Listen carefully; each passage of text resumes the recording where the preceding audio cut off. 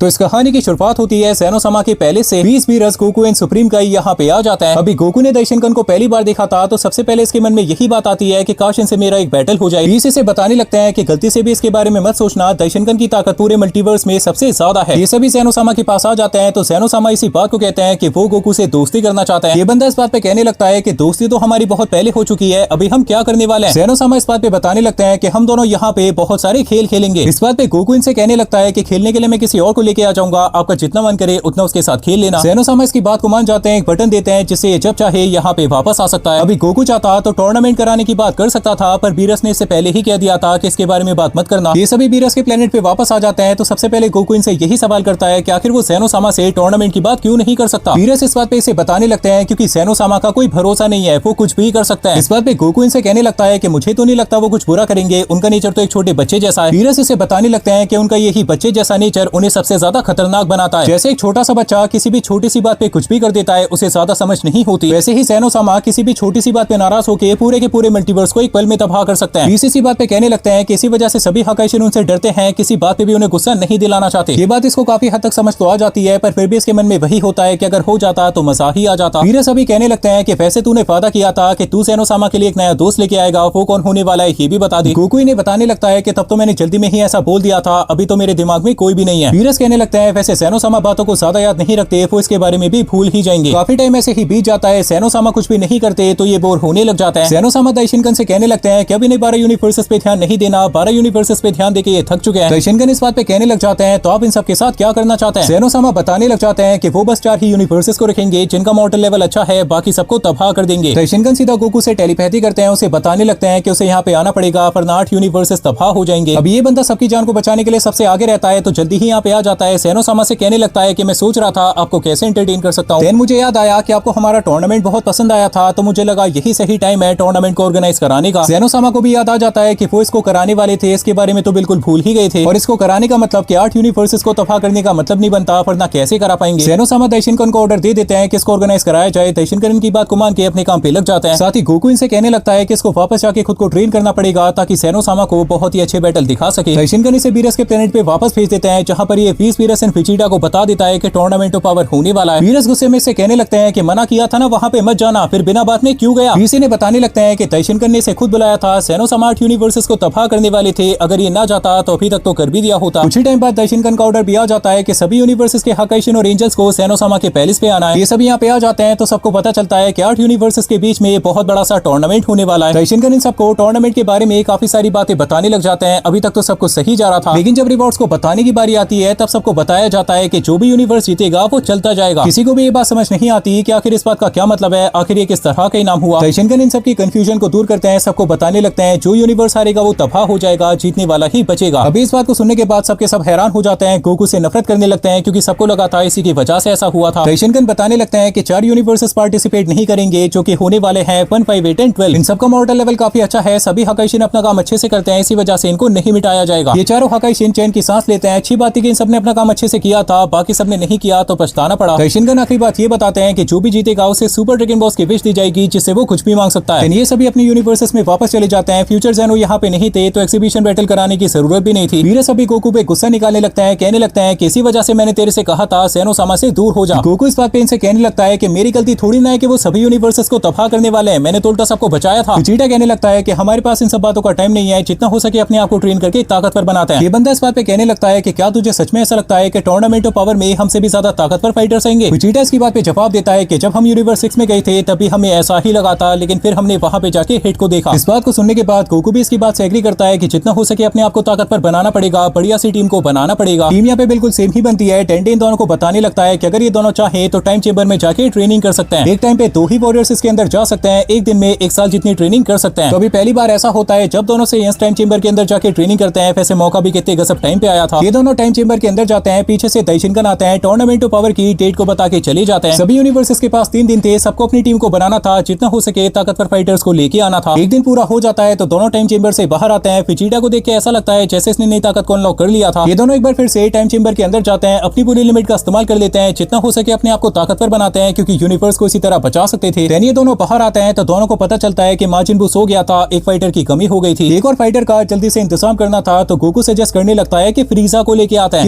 फ्रीजा को लेने जाता है तो पीछे से सबके सब वेजिटा के पीछे पड़ जाते हैं कि असल में बात क्या है। कुछ ही टाइम बाद गोकू फ्रीजा को अपने साथ लेके आ जाता है तो सबके सब इस पे गुस्सा हो जाते हैं क्योंकि सबको पता चल गया था हारने वाली यूनिवर्स को तबाह कर दिया जाएगा। वेजिटा फ्रीजा को देखता है तो सबसे पहले गुस्सा हो जाता है, देन कहने लगता है कि दूसरों को ऑर्डर्स देने वाले को खुद भी ऑर्डर्स मिलते हैं। फ्रीजा इस बात पे जवाब देता है कि ऑर्डर्स तभी फॉलो करते हैं जब वो आपको बेनिफिट दे, जैसे ये ऑर्डर मुझे बेनिफिट देने वाला है रिवाइव होने का। वेजिटा इस बात पे गुस्से में कहने लगता है कि तूने इसे वादा किया कि अगर हम जीत जाते हैं तो तू इसे रिवाइव कर देगा। गोकू इस बात पे जवाब देता है कि भाई मेरे पास और कोई चारा ही नहीं था, इतने कम टाइम में अच्छा सा फाइटर कहां से लेके आते। इन दोनों की बहस होती है, देन ये सभी टूर्नामेंट पावर के लिए चले जाते हैं, स्टेज पे आ जाते हैं जो काफी यूनिक था, एरिया भी काफी अजीब सा था। यूनिवर्स 6 की टीम पे यहाँ पे आ जाती है, गोकू एंड वेजिटा केलन कॉलीफ्ला से मिलते हैं। काबा बताने लगता है कि ये दोनों भी सैयन है। कॉलीफ्ला तो यहाँ पे ज्यादा ही कॉन्फिडेंट होती है, मतलब यार इसे तो ऐसा लगता है कि इसके अलावा कोई जीत ही नहीं सकता। असली टीम की बारी आती है, ये भी यहाँ पे आ जाती है। हम सब देखते हैं यूनिवर्स नंबर 11 को, जिनकी ताकत को फील करके हर कोई हैरान हो जाता है। दाइशिनगन एक बार फिर से सभी फाइटर्स को रूल्स को समझाने लगते हैं, सभी फाइटर्स फाइट के लिए तैयार हो जाते हैं। टूर्नामेंट पावर आखिरकार शुरू हो जाता है, साथ ही बहुत सारी तबाही एक साथ होने लग जाती है। सबसे पहले तो पता ही नहीं चलता कि कौन किससे बैटल कर रहा था। 80 फाइटर्स आपस में फाइट करे थे तो पता चलता भी कैसे। एक एक करके हमारे यूनिवर्स के सभी फाइटर्स अलग होने लगते हैं, जबकि इनका कप्तान इनको समझाने लगता है कि हमें टीम वर्क पे फोकस करना है। हालांकि जो यूनिवर्स असल में टीम अप करना चाहता था वो था यूनिवर्स 11, जिसके सारे फाइटर्स एक साथ होकर फाइट कर रहे थे सिवाय एक के। टोपो एंड डिस्पो जिरन के पास आ जाते हैं, जबकि जिरन ने नहीं बुलाया था। ये तीनों एक साथ हो जाते हैं, बाकी साथ एक साथ हो जाते हैं। अपने गोकू के बारे में बात करें तो ये अकेला फाइट कर रहा होता है यूनिवर्स नंबर 9 के सभी फाइटर्स का, क्योंकि इन सबको ऐसा लगता है किसी की वजह से ऐसा हो रहा था। वेजिटा इन सबके बीच में आ जाता है, कहने लगता है कि इन सबको बाहर करना बिना बात में अपनी ताकत को छुपा के क्या करेगा। ये बंदा इस बात पे कहने लगता है कि अभी तक तो मैं सबको ऐसे ही देख रहा था, मतलब यार इतने सारे यूनिक से फाइटर्स हैं यहाँ पे, मन करता है कि सबसे अकेले ही बैटल करूं। वेजिटा अपनी ताकत को बढ़ाता है, फाइट करता है, बहुत आसानी से एक करके यूनिवर्स नंबर 9 के सभी फाइटर्स को एलिमिनेट करने लगता है। इसको देख के गोकू भी अपनी ताकत को बढ़ाने लगता है, इसके सामने जो फाइटर्स खड़े थे कि उन सबको एलिमिनेट करने लगता है। दोनों ने एक साथ मिलकर 7 फाइटर्स को तो एलिमिनेट कर दिया था, 3 ही बचे थे। अगर ये तीनों भी बाहर चले जाते तो यूनिवर्स नंबर 9 इरेज हो जाता। ये तीनों हार नहीं मानते, अपनी पूरी ताकत के साथ अटैक करते हैं। गोकू अपनी लेजेंडरी सुपर सैयन फॉर्म में जाता है, वेजिटा सुपर सैयन 3 फॉर्म में जाता है, दोनों की अटैक करते हैं। इन दोनों की ताकत के सामने ये तीनों नहीं टिक पाते, ये तीनों भी बाहर गिर जाते हैं। यूनिवर्स नंबर 9 के सभी फाइटर्स बाहर गिर गए थे। टूर्नामेंट पावर के सभी फाइटर्स एक जगह पे रुक जाते हैं, क्योंकि दाइशिनगन कहने लगते हैं कि इसी के साथ यूनिवर्स नंबर 9 को इरेज कर दिया जाएगा। दाइशिनगन के ऐसा कहते ही ज़ेनो-सामा बिल्कुल ऐसा ही करते हैं, यूनिवर्स नंबर 9 को मिटा देते हैं। सबके सब समझ जाते हैं कि अपनी पूरी जान लगानी पड़ेगी। अगर बात करें सभी हकाइशिन के बारे में जो बाहर बैठ के इस नजारे को देख रहे थे, तो इन सबकी भी हालत खराब हो जाती है, क्योंकि पक्का हो गया था कि अगर हार गए तो सब कुछ गया। 4 यूनिवर्सेस जिन्होंने पार्टिसिपेट नहीं किया था, इनका मानना था कि यूनिवर्स 11 ही जीतेगा, इनके पास कोई स्पेशल मॉर्टल है। देन कहानी फिर से बैटल्स पे आ जाती है, जिसमें गोकू का ध्यान जाता है जिरन पे, जो हिट का सामना कर रहा था। जिरन ने हिट को डाउन तो कर दिया था, पर इसे बाहर कर पाता कि इससे पहले गोकू अटैक करने पहुंच जाता है। जिरन बस अपने हाथ को आगे करता है, गोकू इसके पास पहुंच पाता कि इससे पहले ही पीछे रुक जाता है। रीजन इसके पीछे ये था कि अभी तक ये बंदा बेस फॉर्म में था, पावर अप करके लेजेंडरी सुपर सैयन फॉर्म में आ जाता है। जिरन अपना ध्यान इसी की तरफ करता है, दोनों बैटल करने लग जाते हैं, लेकिन अभी जिरन की ताकत इसे बहुत ज्यादा थी। जिरन एक साथ मल्टीपल अटैक्स करता है, सामने वाले को अरीना के एज पे लेके आ जाता है, इसे बाहर करने ही वाला होता है। एक और हिट मारना बाकी था कि इससे पहले गोकू पावर अप करके legendary super Saiyan God form में आ जाता है। इस ताकत में आने के बाद गोकू जिरन को असली बैटल देना शुरू करता है। जिरन भी सीरियस होकर इसके अटैक को ब्लॉक करने लगता है। पहला हिट जिरन को यहाँ पे लग जाता है, पर ये वाला हिट गोकू ने नहीं मारा था, हिट नहीं ये वाला हिट मारा था। जिरन ने कुछ ही देर पहले हिट को नॉक डाउन किया था, शायद इसी वजह से हिट अपना बदला लेने आया था। अभी जितने टाइम में इन तीनों का बैटल हो रहा था, उतने टाइम में बहुत सारे बैटल्स कंप्लीट हो जाते हैं, काफी सारे एलिमिनेशंस देखने को मिलते हैं। मेन फोकस हमारा मेन फाइट्स पे ही रहेगा, सबको एक्सप्लेन करना पॉसिबल नहीं हो पाएगा। तो अब बस इतना सोच के चलना कि जब भी हम किसी बैटल को देख रहे हैं, बैकग्राउंड में काफी सारे बैटल्स कंप्लीट होते जा रहे हैं। इसी बैटल पे वापस आए तो hit and Goku team up करते हैं, साथ में फाइट करके जिरन को काफी अच्छा बैटल देता है। देखिए ऐसा लगने लगता है कि दोनों साथ में मिलकर जिरन को एलिमिनेट कर सकते थे, दोनों का टीम अप कमाल का था। पर जिरन अपनी ताकत को बढ़ा लेता है, तो एक बार फिर से दोनों को डोमिनेट करने लग जाता है। बेलमोट हंसने लगते हैं, देन कहते हैं कि अरीना में कोई भी जिरन की ताकत का सामना नहीं कर सकता, जिरन जिसको चाहे एलिमिनेट कर सकता है। बैटल पे वापस आए तो हिट गोकू से कहने लगता है कि ये दोनों भी साथ मिलकर जिरन को बाहर कर सकते हैं। इसके पास एक ऐसी एबिलिटी है जिसका इस्तेमाल करके ये जिरन को अपनी जाल में फंसा सकते हैं। इसकी बातों को सुन के गोकू पावर डाउन करके बेस फॉर्म में आ जाता है, कहने लगता है कि तू अपना बैटल कंप्लीट कर सकता है, मैं ये बैटल नहीं करना चाहता, मैं जिरन को बस अपनी ही ताकत से हराना चाहता हूँ, किसी की मदद के साथ नहीं हराना चाहता। इसकी बातों को सुन के हिट हैरान हो जाता है, कहने लगता है कि तू अपनी पूरी ताकत का इस्तेमाल कर रहा है, फिर भी तुझे ऐसा लगता है कि तू इसे अकेले हरा सकता है। इस बात पे गोकू इसे बताने लगता है कि मेरे अंदर और भी बहुत ताकत बाकी है, बस मुझे किसी भी तरह इसे बाहर लाना है। हिट इस बात पे इसे कहने लगता है कि तेरे हिसाब से यहाँ पे होने वाले बैटल्स तेरी इस ताकत को बाहर ला सकते हैं। गोकू इस बात पे जवाब देता है कि बिल्कुल मुझे ऐसा ही लगता है और ऐसा होगा भी। हिट कहने लगता है वैसे तू अपनी इस ताकत को लेके ज्यादा ही कॉन्फिडेंट है, कहीं ये ताकत तुझे लेके ना डूब जाए। ये बंदा इस बात पे जवाब देता है कि कॉन्फिडेंस की बात नहीं है, बस यही मेरे पास आखिरी ऑप्शन है जिससे मैं सबको बचा सकता हूँ। हिट अपनी ताकत को बढ़ाने लग जाता है, अपनी आखिरी एबिलिटी का इस्तेमाल करके जिरन को एलिमिनेट करने की कोशिश करता है। अपनी एबिलिटी का इस्तेमाल करके जिरन को एक तरह के टाइम केज के अंदर फंसा देता है, जिससे किसी तरह से इसे बाहर कर सके। जिरन अरीना के एज पे आ जाता है, यहाँ पे आने के बाद अपनी ताकत को दिखाता है, हिट के टाइम केज को तोड़ देता है। हिट के पास अभी कोई ऑप्शन नहीं बचाता, ये फिर से अटैक करने आगे जाता तो है, पर इसके किसी भी अटैक का जिरन चिरन पे कोई असर नहीं होता। चिरन पहली बार किसी को एलिमिनेट करता है, हिट सीधा अरीना के बाहर जाके गिरता है। यूनिवर्स नंबर 6 की मुसीबतें बहुत ज्यादा बढ़ जाती हैं। इसके बाद भी अरीना के कुछ फाइटर्स चिरन का सामना करने लग जाते हैं, साथ ही गोकू से भी फाइट करते हैं। कहानी आ जाती है टोपो एंड वेजिटा के बैटल पे, जहाँ पे टोपो डोमिनेट कर रहा होता है वेजिटा को, लेकिन टोपो से इतनी मार खाने के बाद भी वेजिटा बिल्कुल चिंता में नहीं लगता, जैसे वो जब चाहे इस बैटल को जीत सकता था। टोपो तो हैरानी के साथ देखने लग जाता है कि आखिर ये मॉर्टल असल में क्या चाहता है, इतनी मार खा के क्या करेगा। वेजिटा इसे दिखा देता है कि वो मार खाने के बाद असल में क्या करता है, वो पावर अप करने लगता है। पहली बार सुपर सैयन ब्लू फॉर्म में ट्रांसफॉर्म हो जाता है। वीरस तो खुशी के मारे हैरान हो जाते हैं, कहने लगते हैं कि आखिर इसने इस ताकत को कब में अनलॉक कर लिया। वीसे ने बताने लगते हैं कि जब ये दोनों टाइम चेंबर के अंदर गए थे तब इसने काफी जल्दी इस ताकत को अनलॉक कर लिया था। साथ ही इसने अपनी टाइम चेंबर की लिमिट का इस्तेमाल भी इसलिए किया था ताकि ये अपनी ताकत पे पूरा कंट्रोल पा सके। अभी नई फॉर्म में आने के बाद अक्सर जो देखने के लिए मिलता है यहाँ पे भी वैसा ही होता है। वेजिटा टोपो को काफी सारे हिट मारता है, इसको अपनी साथी की मदद करने आता है, अपनी रफ्तार दिखाता है, पर वेजिटा इसकी गर्दन को पकड़ लेता है, कहने लगता है कि पहले मुझे इससे हिसाब बराबर करने दे, बाद में तेरी बारी। ये डिस्पो के मुंह पे सीधा की अटैक कर देता है, इसे इंजर्ड कर देता है, देन सीधा टोपो पे अटैक करने जाता है। टोपो इसके अटैक को ब्लॉक करने की कोशिश करता है, पर वेजिटा अपनी ताकत दिखाता है, घूसा मार के टोपो को जमीन में घुसा देता है। देन वेजिटा से कहने लगता है कि तेरे पास और भी ताकत है तो जल्दी से दिखा दे, वरना तू बाहर जाने वाला है। इसी पॉइंट ऑफ टाइम पे केल पागल हो जाती है, बरसक ताकत इसकी बाहर आ जाती है, ये अरीना में एक तरह का केओस मचा देती है। वेजिटा इसी चीज को देखने लग जाता है, उसका ध्यान इसी पे आता है, तो डिस्पो इस चीज का फायदा उठा के टोपो को यहाँ से लेके कहीं और चला जाता है। केल अभी फ्रीजा को मारने लगती है, क्योंकि फ्रीजा ने काबा और कॉलीफिला को टॉर्चर किया था। फ्रीजा अपनी गोल्डन फॉर्म का इस्तेमाल करता है, केल का सामना करता है, इसके अटैक को समझने के बाद इसे बाहर फेंकने में कामयाब तो हो जाता है, लेकिन काबा अपने आप को एलिमिनेट करके केल को एलिमिनेट होने से बचा देता है, साथ ही इसके कान में पोटारा ईयरिंग भी लगा देता है। केफला यहाँ पे आ जाती है, सबसे पहले फ्रीजा पे ही गुस्सा निकालती है, इसे बुरी तरह मारने लगती है, साथ ही इसे एलिमिनेट करने वाली होती है, पर इससे पहले गोहान बीच में आ जाता है। ये वो टाइम था जब अरीना में बहुत ही कम फाइटर्स बचे थे, साथ ही काफी सारी यूनिवर्सेस तो पहले ही एलिमिनेट हो गए थे। इसी वजह से गोकू फिर से जिरन का सामना करने पहुंच जाता है, क्योंकि अभी इन दोनों के बीच में कोई भी नहीं आने वाला था। 17 फाइट करता है डिस्पो से, साथ ही वेजिटा एक बार फिर से सामना करने वाला होता है टोपो का। सबसे पहले गोहान एंड कैफला के बैटल की बात करें तो कैफला की ताकत गोहान पे भारी पड़ती है। हालांकि इसी तरह के बैटल में गोहान सबसे ज्यादा डेवलप करता है, तो उसकी ताकत बढ़ने लग जाती है, कैफला के लेवल पे आने लग जाती है। दोनों एक दूसरे पे काफी सारे अटैक करते हैं, तो कुछ ही देर बाद ऐसा सिनेरियो बन जाता है कि दोनों की ताकत एकदम सेम लगती है। चांपा को नजर आ जाता है कि आगे क्या होने वाला था। ये वार्डॉस से कहने लगते हैं कि अपना ख्याल रखना। कैफला एंड गोहान एक साथ अपना आखिरी अटैक करने आगे जाते हैं, दोनों का अटैक एक दूसरे को लग जाता है, दोनों एक साथ बाहर गिर जाते हैं। तो इसी के साथ यूनिवर्स नंबर 6 भी यहाँ पे आके रेस हो जाता है, दो ही बाकी थे। वेजिटा एंड टोपो के बैटल की बात करें तो वेजिटा भी डोमिनेट कर रहा होता है, पर टोपो अपना इरादा बना लेता है। टोपो अपनी हाकाशिन फॉर्म में आ जाता है, देन जो वेजिटा की हालत खराब करता है वो तो देखने लायक होती है। इसी के साथ अगर दूसरे बैटल की बात करें तो गोकू जिरन का सामना कर रहा होता है, पर जिरन इस पे भारी पड़ता है। 17 की बात करें तो ये भी डिस्पो की रफ्तार से मात खाता है, इसे किसी का साथ चाहिए था, पर साथ देने वाला यहाँ पे कोई भी नहीं था। अभी दोनों सेंस के पास एक ही मौका था, जो भी अंदर बचा था सब कुछ बाहर लेके आ जाए, वरना खेल यहाँ पे खत्म हो जाएगा। दोनों एक साथ पावर अप करना शुरू करते हैं। सबसे पहले वेजिटा की बात करें तो पावर अप करके super Saiyan blue evolution form में आ जाता है, जो भी इसके अंदर था सब कुछ बाहर ले आता है। अगर बात करें गोकू के बारे में तो ये अपनी उस ताकत को बाहर लेके आता है, जिसे इसने टाइम चेंबर में महसूस तो कर लिया था, पर तब बाहर नहीं ला पाया था। हम सब देखते हैं कि गोकू यहाँ पे एक्टिवेट कर लेता है अपनी यूनिवर्सल ब्लू फॉर्म को। अब ये फॉर्म कैसे आ सकती है तो इसके बारे में बात करें तो नॉर्मल सुपर सैयन गॉड के साथ सुपर सैयन को जब कंबाइन किया जाता है तो नॉर्मल ब्लू फॉर्म आती है, लेकिन जब सुपर सैयन गॉड के साथ लेजेंडरी सुपर सैयन को कंबाइन किया जाता है तो यूनिवर्सल ब्लू फॉर्म आती है। हालांकि ये वाला लॉजिक बस हमारी कहानी में अप्लाई होता है, असल में यूनिवर्सल ब्लू फॉर्म कैसे आती है ये तो आप सब जानते हो। साथ ही हमें इस बात का भी अंदाजा हो जाता है कि गोकू ने इस ताकत को अनलॉक करने में इतना टाइम क्यों लगा दिया था, दोनों ताकत को कंबाइन करना बहुत मुश्किल था। अभी ऐसी ताकतों को पाने के बाद ये दोनों बैटल करना शुरू करते हैं, तो सामने वालों को डोमिनेट करने लग जाते हैं। टोपो तो किसी तरह से बैटल में बना हुआ था, वेजिटा से आगे था, पर अगर बात करें जिरन के बारे में तो यूनिवर्सल ब्लू की ताकत के सामने एकदम कमजोर पड़ जाता है। जिरन के गुस्से की वजह से इसकी हिडन ताकत बाहर आ जाती है, किसी तरह से अपने आप को बैटल में बनाए रखता है। वेजिटा समझ जाता है कि अपने बैटल को एक ही तरह से खत्म किया जा सकता है, ये फाइनल अटॉर्नमेंट का इस्तेमाल करके टोपो को एलिमिनेट कर देता है। हालांकि अब इसके पास बिल्कुल भी ताकत नहीं बची थी, इसे थोड़ा बहुत आराम चाहिए था, तभी ये आगे बैटल कर सकता था। बात करें अपने दूसरे बैटल के बारे में तो गोकू अपनी यूनिवर्सल ब्लू फॉर्म के साथ जिरन को इस तरह डोमिनेट करता है कि ये आगे बैटल करने के काबिल ही नहीं रहता। इन दोनों के पहले वाले बैटल की तरह बस आखिरी अटैक करना ही बाकी था, फर्क बस इतना सा था कि ये वाला अटैक गोकू करने वाला था, जिरन नीचे पड़ा था, पर ये अपना अटैक ले पाता है इससे पहले ये अपनी ताकत को खो देता है। इसने अपनी इस ताकत को अभी अनलॉक किया था, इसी वजह से इसका अपनी ताकत पे पूरा कंट्रोल नहीं था। इसकी ताकत जिरन से बहुत ज्यादा थी, पूरे बैटल में इसने डोमिनेट किया था। जिरन की हिडन ताकत भी बाहर आई थी, पर फिर भी इसका कुछ भी नहीं कर पाई। जिरन के पास मौका था तो बेलमोड इससे कहने लगते हैं कि जल्दी से इसे बाहर कर दे। जिरन को अच्छा तो नहीं लगता, पर इसे करना ही था। हालांकि जिरन अपना अटैक ले पाता, इसे एलिमिनेट कर पाता, इससे पहले वेजिटा आ जाता है, जिरन पे अटैक करके इसे पीछे कर देता है। वेजिटा के पास भी ज्यादा ताकत नहीं बची थी, ये भी अपनी बेस फॉर्म में था, पर किसी भी तरह से बैटल में बने रहना था। बात करें बाहर बैठे सभी स्पेक्टेटर्स की तो ज्यादातर का तो यही मानना था कि जिरन अभी यहाँ से जीत सकता है, लेकिन तभी एंड्रॉइड 17 एंड फ्रीजा भी खड़े हो जाते हैं, जिससे पूरा सिनेरियो बदल जाता है। जिरन के लिए सबसे बड़ी मुसीबत थी कि सामने 4 थे, वो अकेला था, टाइम उसके पास बहुत कम बचा था। वेजिटा, फ्रीजा एंड 17 साथ मिलकर जिरन का सामना करते हैं, पर अभी इसके पास इतनी ताकत थी कि अकेला ही तीनों को संभाल लेता है। जिरन सबसे पहले वेजिटा को बाहर करता है, देन 17 को अपना निशाना बनाता है, पर इतने टाइम में गोकू खड़ा हो जाता है। गोकू एंड फ्रीजा साथ में मिलकर इतनी ताकत तो ले आते हैं कि दोनों साथ में मिलकर मिलकर चिरन को बाहर करने में कामयाब हो जाते हैं, साथ ही दोनों भी बाहर गिर जाते हैं। टूर्नामेंट ऑफ पावर यहाँ पे आके खत्म हो जाता है। 17 इसको जीत गया था, जो विश करके सभी यूनिवर्सेस को वापस ले आता है। सभी यहाँ पे बहुत खुश हो जाते हैं सिवाय फ्रीजा के। फ्रीजा भी खुश हो जाता है क्योंकि वीस इसे रिवाइव कर देते हैं कि आगे जाके बहुत बड़ी मुसीबत बन सकता था। इसके बाद कहानी फिर से अर्थ पे आ जाती है, जहाँ पर दोनों सेयन्स अपनी नई ताकत के बारे में बात कर रहे होते हैं। वेजिटा कहने लगता है कि हर बार तुझे ऐसी ताकत क्यों मिलती है जिसके सामने मेरी ताकत फीकी पड़ जाती है। इस बात पे गोकू इससे कहने लगता है, देख यार मैं जानबूझ के ऐसा नहीं करता, अपने आप ही ऐसा हो जाता है। देन वेजिटा कहने लगता है, वैसे तुझे क्या लगता है तू अपनी इस नई ताकत को कब तक मास्टर कर पाएगा। इस बात पे ये बंदा बताने लगता है कि अंदाजा लगाना बहुत मुश्किल है, इसको तो एक्टिवेट करने में ही जैसे पूरी ताकत चली जाती है। वेजिटा कहने लगता है, वैसे एक बात देखने वाली थी, इस ताकत ने तुझे इस कदर ऊपर पहुंचा दिया था कि चिरन तुझे एक भी हिट नहीं दे पाया था। इसी बात पे गोकू इससे कहने लगता है कि सच बताऊं तो उस टाइम पे फीलिंग ऐसी थी कि चाहे जितनी भी चिरन मेरे सामने आ जाए मैं किसी से हार ही नहीं सकता। ये बात वेजिटा को हैरान कर देती है। वो कहने लगता है कि क्या इसका मतलब वो तो नहीं हो सकता। इसी पॉइंट ऑफ टाइम पे वीस इन दोनों को बताने लग जाते हैं कि इस ताकत से बीरस को भी हराया जा सकता है। ये बात इन दोनों को काफी ज्यादा हैरान कर देती है क्योंकि दोनों बीरस की ताकत को जानते थे। बीरस तो अलग ही लेवल पे थे, सभी हकाइशिन में उनकी ताकत सबसे ज्यादा थी, जिसका मतलब इस ताकत के साथ सभी हकाइशिन के ऊपर जाया जा सकता था। क्योंकि वीस ने यहाँ पे एक तरह से कंफर्म कर दिया था कि अगर गोकू अपनी इस ताकत को अच्छे से यूज करना सीख जाता है तो वो बीरस को भी हरा सकता है। ऐसी बात को सुनने के बाद इस बंदे के अंदर तो एक तरह की आग सी लग जाती है कि बस जल्दी से बताओ ट्रेनिंग करने कब जाना है। ये तो अभी से सपने देखने लग जाता है कि जल्दी ही इसका अगला बैटल बीरस के साथ ही होगा, जो अभी तक का सबसे बड़ा बैटल होगा। साथ ही इनके पहले बैटल में इसने वादा भी किया था कि जब ये बीरस का अगली बार सामना करेगा तब तक ये उनका सबसे बड़ा राइवल बन चुका होगा। और अभी तो इसे ऐसी फीलिंग आ रही होती है कि बस जल्दी से इन दोनों का बैटल हो जाए, इस बार विनर यही बनेगा। वेजिटा को इसी बात पे गुस्सा आ रहा होता है कि जो भी अच्छा होता है इसी के साथ होता है, अब बीरस का सबसे बड़ा राइवल भी यही बनेगा। बीस इससे कहने लगते हैं कि चिंता करने वाली कोई बात नहीं है, तुम्हारे सामने भी ऐसे बहुत रास्ते आएंगे जिससे तुम इन दोनों को सरपास कर पाओगे। वेजिटा इसी बात पे कहने लगता है कि बहुत सारे नहीं, बस एक ही रास्ता चाहिए, मैं इन दोनों को सरपास करके रहूंगा। अभी गोकू भी इससे कहने लगता है कि बताइए कब शुरू करना है, मेरे अंदर ऐसी आग लगी है जो बहुत जल्दी मुझे बहुत आगे लेके जाने वाली है। बीस कहने लगते हैं बस सबसे पहले खाना खत्म करना है, देन बीरस के उठने का इंतजार करना है, देन हम चल सकते हैं यहाँ से। मतलब यार किसने अंदाजा लगाया था कि ये कहानी इस पॉइंट ऑफ टाइम पे इतनी जल्दी ही आ जाएगी। बीस के हिसाब से गोकू इस लेवल पे अभी से आ गया था कि बीरस को चैलेंज कर सकता है, साथ ही उन्हें हरा भी सकता है। हालांकि इस नई ताकत पे कंट्रोल पाना अपने आप में बहुत बड़ी बात थी, ये बिल्कुल भी आसान नहीं होने वाला था। इस ताकत को अचीव करने में ही बहुत ज्यादा टाइम लग गया था, तो इसे पूरी तरह से कंट्रोल करने में और भी ज्यादा टाइम लगने वाला था। वेजिटा की बात करें तो इसे भी जल्दी ही नए लेवल पे जाना पड़ेगा, वरना ये अपनी राइवल से बहुत ही पीछे रह जाएगा। साथ ही गोहन एंड बाकी सब पे भी फोकस करना पड़ेगा। इस कहानी में अभी तक तो बाकी सब पे ज्यादा फोकस नहीं किया गया। फिलहाल अभी हम सब देखते हैं कि ये तीनों साथ में बैठ के बड़ी ऐसी दावत का मजा उठाते हैं, दबा के खाते हैं। बीरस खाना खा के आराम कर रहे थे, पर इनके मन में ये बात आ गई थी कि बहुत जल्दी ही इनको इनका सबसे बड़ा बैटल मिलने वाला था। देन हम सबको फाइनली बता दिया जाता है कि ये वाली कहानी यहाँ पे आके खत्म हो जाती है। अभी इस कहानी को आगे लेके जाएंगे या फिर नहीं लेके जाएंगे ये आप सब पे डिपेंड करता है। फ्यूचर में अगर मुझे कमेंट दिख गए कि भाई इसे आगे लेके जाओ तो डेफिनेटली आगे लेके जाएंगे। कहानी के बारे में काफी सारी बातें करनी है, काफी सारी बातें मुझे आपको बतानी है, तो सबसे पहले इसी के बारे में बात करते हैं। साथ ही आपके काफी सारे सवाल भी थे जिसके जवाब भी अभी आपको जाके मिलेंगे, तो ध्यान से सुनना, सभी सवालों के जवाब होंगे। सबसे पहले अगर इसी के बारे में बात करें कि इस कहानी को क्यों चुना, तो इसके बारे में ज्यादा बात नहीं करेंगे। 40 बनाने का प्लान था, ये माइंड में आ गई तो बना दिया। अभी जब मैंने इस कहानी को लिखना शुरू किया था तो सबसे बड़ी दिक्कत मेरे सामने ये आई थी कि आखिर इसकी ताकत को कंट्रोल में कैसे लाया जाए, कंट्रोल में कैसे दिखाया जाए। मतलब यार अगर हम इस कहानी को उस तरह से बनाते जहाँ पर किड गोकू अपनी ताकत को पहचान जाता तो सब कुछ तो शुरू में ही खत्म हो जाता, आगे जाके क्या बनाते। अभी इसके बारे में आसानी से अंदाजा लगा सकते हो कि जो भी विलेन इसके सामने आता वो तो एक तरह से मजाक ही बन जाता, ऐसी ताकत के सामने कौन ही टिक पाता। ड्रैगन बॉल ओजी सीरीज में कोई भी ऐसा विलेन नहीं था जो लेजेंडरी सुपर सैयन के सामने खड़ा तक हो सके, सबके सब एक ही हिट में मारे जाते। इसी वजह से बिल्डअप करना जरूरी बन गया था, साथ ही इसकी ताकत को कंट्रोल में करना भी जरूरी था, वरना किड गोकू के सामने कोई भी नहीं टिक पाता। ड्रैगन बॉल सीमेज की ताकत को बाहर लाना जरूरी बन गया था, इससे ज्यादा इसकी ताकत को छुपाया नहीं जा सकता था। ताकत बाहर आ गई तो सारे के सारे विलेन्स मजाक बन गए। मतलब यह जो अभी तक का सबसे बड़ा बैटल माना जाता है गोकू वर्सेस फ्रीजा, इस ताकत के बाहर आने की वजह से एक ही हिट में खत्म हो गया। इसी वजह से कहानी को इस तरह से बनाना था कि टेंशन को बनाया जा सके, हाइप को बनाया जा सके, वरना किसी भी बैटल में मजा नहीं आता, सारे के सारे ऐसे ही खत्म हो जाते। बाकी सारे कैरेक्टर्स को भी इंक्लूड करना था, इन सब की ग्रोथ को भी दिखाना था, वरना दिखाने को तो ऐसा भी दिखा सकते थे कि इसने अकेले ही सबको खत्म कर दिया। इसी वजह से ड्रैगन बॉल सी को इस तरह से लिखा गया था ताकि बाकी सबको भी इंक्लूड किया जा सके। देन बारी आई थी ड्रैगन बॉल सुपर की, जहां पर ऐसे राइवल आ सकते थे जो इसकी ताकत का सामना कर सकते थे। सुपर सैयन गॉड की जगह लेजेंडरी सुपर सैयन गॉड को लाना मुझे काफी अच्छा लगा था, क्योंकि ये वो ताकत थी जिसके सामने बीरस अपनी ताकत को दिखा सकते थे। वरना जब भी हम बैटल ऑफ गॉड्स के बारे में बात करते हैं तो सबसे पहले हमारे माइंड में यही बात आती है कि आखिर सुपर सैयन गॉड से बीरस को इतना अच्छा बैटल कैसे दिया जा सकता है। लेकिन अगर सुपर सैयन गॉड के साथ लेजेंडरी पावर को मिक्स कर दिया जाए तो जरूर कहा जा सकता है कि ये ताकत बीरस को टक्कर दे सकती है। अभी फैसला करना था कि सुपर सैयन गॉड को कहां तक लेके जाएं, क्योंकि मेन सीरीज में हमने देखा था कि सुपर सैयन गॉड को काफी जल्दी ही रिप्लेस कर दिया गया था और फैंस को भी बिल्कुल अच्छा नहीं लगा था। सुपर सैयन गॉड को देखना चाहते थे, इसी वजह से मैंने फैसला किया कि इस कहानी में सुपर सैयन गॉड को आगे लेके जाएंगे। सुपर सैयन ब्लू को ब्लैक सागा में लाने का प्लान था, पर वहां पर तो पूरी कहानी को ही बदलना पड़ा, सिचुएशन ही ऐसी बन गई थी। इसी वजह से टूर्नामेंट ऑफ पावर ही आखिरी ऑप्शन बन गया था, जहां पर दोनों सैयन्स को नई फॉर्म दी जा सकती थी। वेजिटा को थोड़ी पहले दे दी, गोकू ने बाद में अचीव की। अब यहाँ पे दिक्कत ये आ गई थी कि ब्लू फॉर्म तो चिरन का सामना नहीं कर सकती, हर एक फॉर्म के साथ लेजेंडरी वर्ल्ड को नहीं लगाया जा सकता, कुछ नया ही लाना पड़ेगा। इसी वजह से मैंने सोचा कि ऐसी फॉर्म को लाते हैं जो बीरस का भी सामना कर सके। तब मुझे लगा कि यूनिवर्सल ब्लू को यहाँ पे लाया जा सकता है। कहानी के हिसाब से भी काफी सही लग रहा था कि जब सुपर सैयन गॉड के साथ लेजेंडरी सुपर सैयन को मिक्स किया जाता है तो ब्लू फॉर्म का सबसे ताकतवर वेरिएंट आता है। इसी वजह से मैंने फैसला कर लिया था कि यूनिवर्सल ब्लू को ही लेके आएंगे। यूआई तक नहीं जा सकते थे, वो इसके नेचर को सूट नहीं करती। इस ताकत ने जिरन को इतना डोमिनेट किया था जितना यूआई भी नहीं कर पाई थी। इस बात का अंदाजा हम इससे भी लगा सकते हैं कि ये ताकत बीरस को भी राइवल कर सकती है। इसके अंदर इतना पोटेंशियल है कि इसे बीरस को हराया भी जा सकता है। कहानी को अगर हम आगे बनाते हैं तो ऐसा हमें देखने को मिल भी सकता है। ओवरऑल हम कह सकते हैं कि सही टाइम पे सही ताकत को देना कहानी को काफी अच्छा बनाता है। अगर पहले ही ताकत ज्यादा दे दी जाए तो कहानी इतनी अच्छी नहीं बनती। अगर चाहे तो कहानी को इस तरह बनाया जा सकता है कि बैटल ऑफ गॉड्स में इसके पास इतनी ताकत आ गई थी कि कोई भी इसकी ताकत का सामना नहीं कर सकता, इसके सामने खड़ा भी नहीं हो सकता। लेकिन फिर पता है क्या होता, टूर्नामेंट ऑफ पावर में कुछ ऐसा देखने के लिए मिलता कि कुछ ही सेकंड्स में टूर्नामेंट खत्म हो जाता, 70 के 70 यही अकेला बाहर गिरा देता। अभी टाइम आ जाता है नई कहानी को बनाने का। फिलहाल तो सोचा नहीं है कि किसके बारे में बनाऊंगा, पर जल्दी ही सोच के आप सबको बता दूंगा। बड़ी वीडियोस बनाने का जो एक्सपेरिमेंट किया था वो एक तरह से फेल हो चुका है, तो सोचा हर दूसरे दिन आपको नई वीडियो दे दी जाए। आज की वीडियो में इतना ही था। वीडियो पसंद आई तो लाइक कर सकते हो, शेयर कर सकते हो, साथ ही चैनल को सब्सक्राइब कर सकते हो। Work hard, study well, eat and sleep plenty.